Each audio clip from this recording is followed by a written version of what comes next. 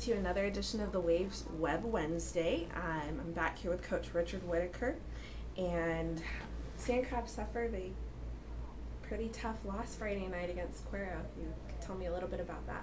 Well, yeah, I think the Ray loss was a tough loss because it was a team we should have handled very well. When you lose to really good football teams, it's hard, but you have to play almost perfect football to beat great football teams.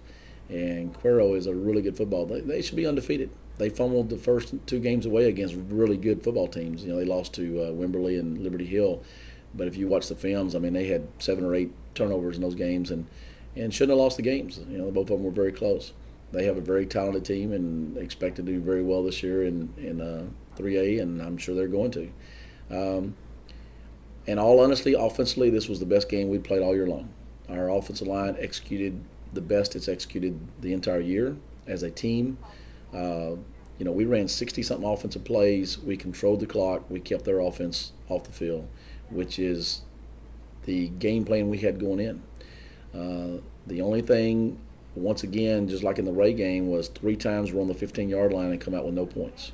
And that's still the inexperience that we have and still things that we've got to improve on. We can't have penalties and we can't have mistakes when we get into the red zone.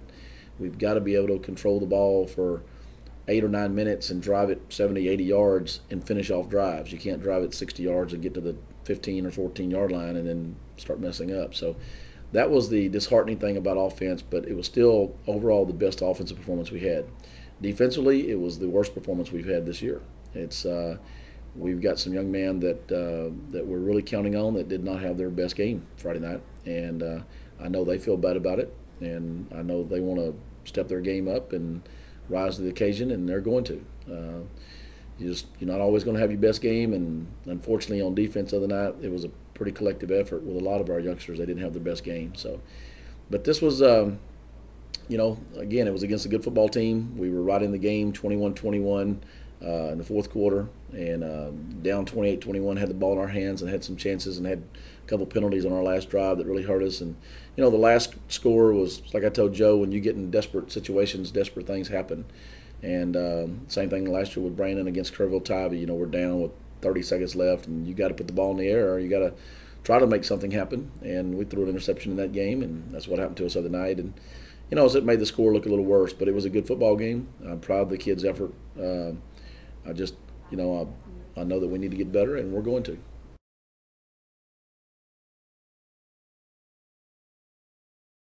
Did very well. Corey was our special teams player for the second time this year. Phenomenal job on the kickoff return. He's doing a great job of getting to the ball. And the thing that he does is just, he hits it. He don't stutter around. He don't look for a place to run. He just catches the ball and he hits it. And that's what great returners do. And right now he's really showing to be a really phenomenal, kick returner for us and everything. I would suspect that in the future people are going to start trying to kick away from him. So that's a good thing. Corey's doing a really good job for us there. Like I said, I thought our offensive line, this was the best game they had played. Danny Ovai had his best game of the year. He was one of our offensive players. Thalen Villarreal next to him played very well also. Rudy Piscina, 2 weeks in a row, has played really well. J.R. Pettis really stepped his game up again this week. So I'm real proud of those guys. Joe Vargas was another one of our players of the game. Joe really ran hard. He had some tough yards he had to make. Some 3 or 4 yard carries were some really tough carries for a little guy in a big defensive line and linebackers. He had to run tough. So real proud of him. Dylan Sassman had a really good game at tight end. We're on a lot of tight end this week, and he had a great game for us. Defensively, Nick McCory, just solid. He's the last couple weeks he's been really solid for us.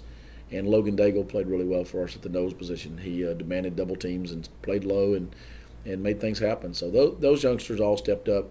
I thought Noble Moo had a phenomenal game kicking again. Executed our pooch kick very well there in the second quarter and got us a turnover. But I thought he kicked very well also.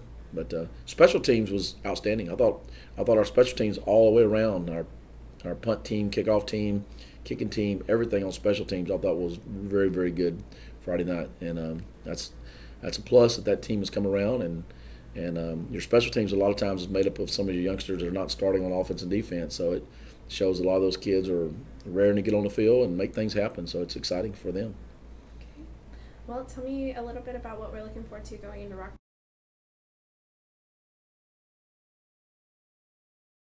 Rockport-Fulton this week. Rockport-Fulton is a team that is excited right now about where they're at. They had a very hard-fought game with Gregory Portland. The score was 17-9 with 24 seconds left in the game. Gregory Portland scored a touchdown to make the score look a little worse in the last 20 seconds of the game. But it was a really close contest. Rockport is a much improved team. Coach Grover's done a great job. Their kids are a lot stronger than they were 2 or 3 years ago. And they have tremendous speed. They went to the state track meet last year with a 4x2 relay. One of their kids in the backfield, one of those kids are playing in the secondary. Their linebackers are part of the best tandem linebacker group that we've seen thus far this year. Phenomenal linebackers, number 40 and number 9. Those kids are really fast and do a great job.